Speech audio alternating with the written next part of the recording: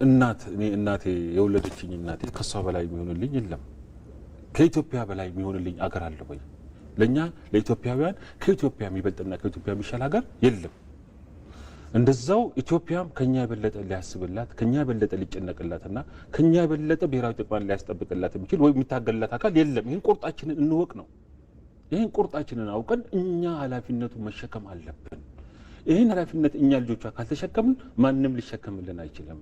ለዚህ ነው ይህንን ቁርጠኝነት አውቆ ነው በሳል አመራር በመሰጠቱ ክቡር ጠቅላይ ሚኒስትሩ እኮ በተደጋጋሚ በሚዲያ እናያለን ሲሄዱ ወደ አየር ኃይሉ ወደ ሌሎች ቦታም ይሄዳሉ። ግን ወደ አየር ኃይሉ በተደጋጋሚ በመሄድ ቅርበት ያለው አመራር በመስጠት ካሉት አመራሮች ጋር በመሆን ሪፎርሙን ስኬታማ እንዲሆን የነበርንበትን ሁኔታ እኮ እናስታውሳለን። ኢኮኖሚ ጫናውን እናስታውሳለን። የሰሜኑን ግጭት እናስታውሳለን።